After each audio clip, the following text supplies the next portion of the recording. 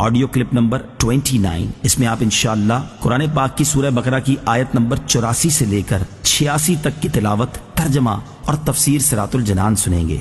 بسم اللہ الرحمن الرحیم۔ ترجمہ: اللہ کے نام سے شروع جو نہایت مہربان رحمت والا ہے۔ وَإِذْ أَخَذْنَا مِيثَاقَكُمْ لَا تَسْفِكُونَ دِمَاءَكُمْ وَلَا تُخْرِجُونَ أَنفُسَكُمْ مِنْ دِيَارِكُمْ ثُمَّ أَقْرَرْتُمْ وَأَنْتُمْ تَشْهَدُونَ۔ ترجمہ: اور یاد کرو جب ہم نے تم سے عہد لیا کہ آپس میں کسی کا خون نہ بہانا اور اپنے لوگوں کو اپنی بستیوں سے نہ نکالنا، پھر تم نے اقرار بھی کر لیا اور تم خود اس کے گواہ ہو۔ وَإِذْ أَخَذْنَا مِيثَاقَكُمْ، اور یاد کرو جب ہم نے تم سے عہد لیا، یعنی اے یہودیوں وہ وقت یاد کرو جب ہم نے تمہارے آباء و اجداد سے تورات میں یہ عہد لیا کہ تم آپس میں کسی کا خون نہ بہانا اور اپنے لوگوں کو اپنی بستیوں سے نہ نکالنا، پھر انہوں نے اس عہد کا اقرار کر لیا اور تم خود بھی اپنے آباء و اجداد کے اس اقرار کے گواہ ہو۔ ثم أنتم هؤلاء تقتلون أنفسكم وتخرجون فريقا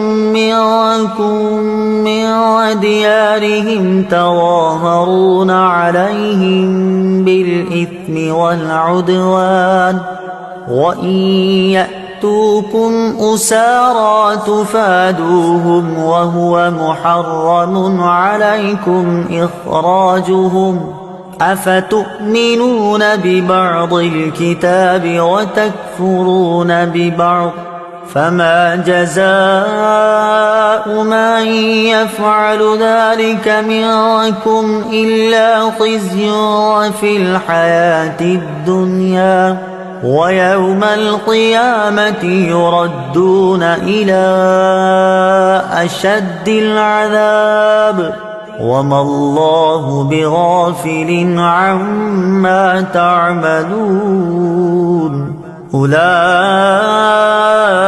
الذين اشتروا الحياة الدنيا بالآخرة فلا يخفف عنهم العذاب ولا هم ينصرون۔ ترجمہ: پھر یہ تم ہی ہو جو اپنے لوگوں کو قتل بھی کرنے لگے اور اپنے میں سے ایک گروہ کو ان کے وطن سے بھی نکالنے لگے۔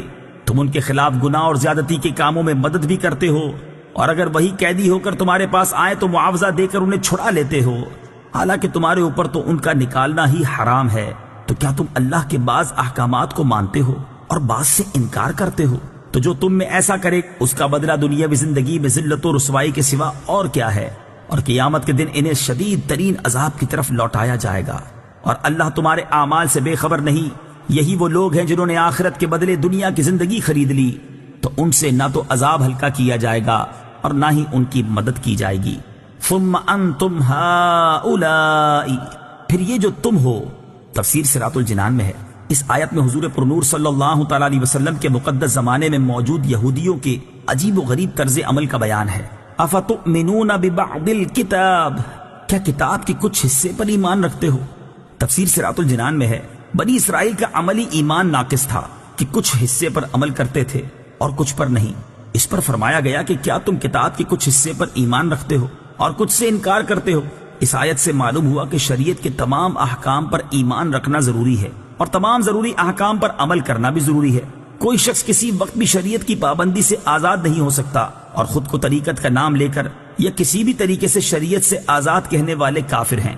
اس کی تفصیل جاننے کے لیے فتاوی رضویہ کی 21ویں جلد میں موجود اعلیٰ حضرت رحمۃ اللہ تعالی علیہ کی کتاب مقال العرفاء باعزاز شرع و علماء، علماء اور شریعت کی عظمت پر اہل معرفت کا کلام کا مطالعہ فرمائیں۔